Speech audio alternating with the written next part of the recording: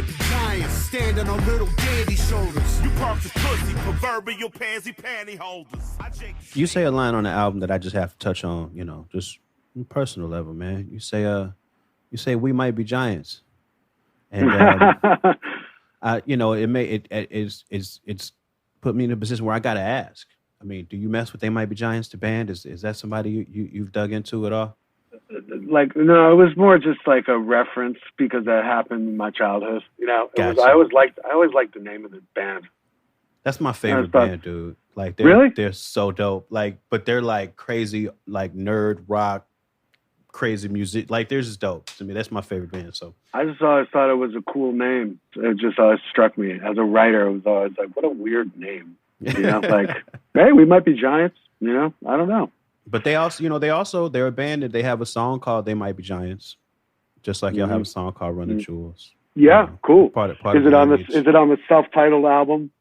No, it's not on the it's on the Flood album. It's not on the self-titled album. I got you. Yeah. Well, then they didn't hit the trifecta. They didn't. You know? They didn't. Self-titled album. They didn't name hit the of triple group, entendre. Song title. Yeah. One thing I just want to touch on before we you know, as we wrap up Run the Jewels is a project that y'all talked about that everybody took as a threat, but nobody actually thought would actually happen. The Meow the Jewels. I'm putting pistols in faces at random places like, bitch, give it up, or stand adjacent to Satan. Batman chilling. Yeah. So Meow the Jewels is a remix album, Run the Jewels 2, created with all cat sounds. Yes. This is the apology section of the of the interview, yeah. No way, man. I mean, it was done for the best reasons, though, right? No, I mean, this is where the world apologizes to me for forcing me to make that shit. No, yes. You know, it's funny because you kind of feel like they're a little separated from the way that all came about. Yeah, and for the whole sure. purpose of it was at this point. Anyone who's coming in to like Run the Jewels now or from the last couple of records who's like, wait a second, they made a record with cat noise remixes and like they got like the illest producers, you know, Just Blaze and Jeff Barrow and fucking, you know, like Prince Paul and, you know, Automator and all these incredible producers, you know, assembled onto this record that is just clearly the stupidest fucking, you know, music ever. But also laudably, like, you know, the whole challenge was for people to make dope shit out of cat noises. And they did. But the reason we did it was because it evolved from a joke that we made when we were doing the album pre-orders. And I was writing out all the different packages that you could get if you pre-order the album. You know, it's like, you know, the sweatshirt and the CD plus the, you know, the vinyl and just the CD and just, you know, and I was writing this out and I was stoned at my kitchen table and I was just like, this is so fucking boring. And I just started writing joke ones out, you know, like, you know, the fucking mystery package where like, you know, we'll drive around your town in a van and solve local mysteries, you know, like just stupid shit, just putting like giant price tags on the stuff, like $100,000 for the, you know, and we'll, you know, for the Kitchen Nightmares package where we'll like go with you and like force a restaurant to change their menu. And one of them that I wrote was the Meow the Jewels package for $40,000. That would remix the entire album using nothing but cat noises. I probably should have priced it higher than $40,000. So what happened was basically the joke pre-order packages got a lot of attention. Someone online who was a fan decided to raise the money to start a Kickstarter, to raise the money to do the Meow the Jewels thing. And when we saw that, and we saw that they were doing it, we were like, oh, haha. But this is a joke, and we don't really feel comfortable with you raising money, you know, using this as the mechanism. You know, this is, of course, in the wake of Eric Garner's death, Mike Brown's death, and we were very cognizant and aware of that. And there was just a whole wave of exposure of the murderous behavior of the police in America towards black men. You know, we kind of decided that maybe we could get behind it because if it was for a good cause. So we decided like, hey, fuck it, why not? I reached out to the kid and I was like, we'll do this, but none of the money goes to you. It has to go to charity. It has to go to the families of Mike Brown and Eric Garner equally. And so he, agreed, and we put our weight behind the Kickstarter campaign.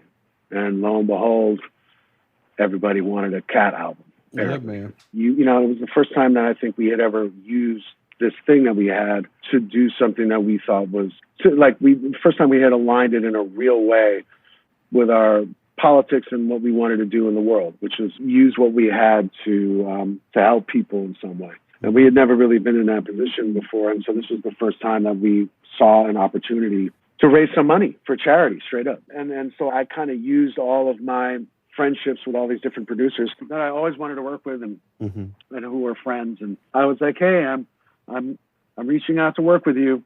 And here's the thing. You're going to be using cat noises. I mean, everybody killed it though. Everybody killed it. Everybody killed it. And it was a challenge, and it was like this, and I was really proud of it. And we got this money to directly to Eric Garner and Michael Brown's families, respectively. And then the rest of the money continues to go to National Lawyers Guild, which is the same organization that we raised hundreds of thousands of dollars for with the release of Run the Jewels 4, and have continued to work with throughout, which is an organization that provides legal counsel to protesters, amongst other things, watchdogs, etc. Where did y'all record that conversation with Snoop that's at the top of the Meow the Jewels? I do a whole cat album? Cat album. Damn. Motherfuckers started bringing their cats to the tour bus and Meow, shit. meow, meow, meow, meow, meow, meow, meow. Farina. We might have to sample that for the album. Snoop was an RTJ fan. He had invited us to his show, like his YouTube show. Yeah. I couldn't go the day he invited me, and then Mike went, and I was very mad at Mike because I was like, how are you going to just jump in front of this and just go when he invited both of us, you motherfucker? But Mike couldn't stop himself because he's such a weed head, and he just wanted to go. Hey, so he wasn't going to pass up that opportunity. I didn't want to pass it up either. I just couldn't do it on that day. Word. Bastard. Me and Mike will be fighting about that one literally forever. And so that was where the relationship was. And I think that's how that happened. I am, glad y'all did it for the great reason of raising money for a cause that shouldn't be necessary, but unfortunately is. And then, you're able to make some music that's like, that shouldn't make any sense, but it came out like super ill. There's jams on there that I like more than the original. Like the Just Blaze shit is like neck and neck to me with like the original. Like that's when I realized how ill a producer Just Blaze is. Like he's fucking just ill. Like to make like the low end that this dude got out of this shit was just incredible. I was like, God damn. I was happy to do that. I was really proud of us that we were able to facilitate that, and it was the beginning of something for us because it made me realize, because of the way that we had kept our business structure and because we kind of have just decided to do things in a sort of a disruptive way, it gave us a lot of room to play with that and to use it for good. And it also created a relationship with us and Erica Garner, which was something that was really cool. Erica Garner was super appreciative, and we were really touched to be in touch with her. And I was very, of course, just like everyone else, very, very saddened when she passed away. And there was a lot of poignancy that came out of that stupid idea. And the idea was doing maximum good with maximum stupid, that we could. Using humor and good intention. And also, again, the joke being on us. What could be more of a joke on yourself than forcing yourself to executive produce and produce a fucking cat noise album? So I felt good about that. I felt good about the power of humor and stupidity. And it inspired us, I think, to continue to keep looking for ways that we could contribute socially to charity. And another lesson that we should all learn: never underestimate the love for cats on the internet. Never do it. I didn't realize, dog. I was like, yeah, man. I was a fool. I was a fool. We run this spot like a Chinese sweatshop. Don't stop, work until chest pop. Cardiac arrest, and I'm so invested. I'm self-offended, that's no illusion. There's no confusion. You see the future, you fear the future. I've seen the truth, and I'm so deluded.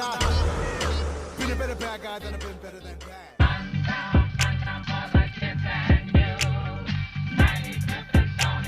Stony Island Audio.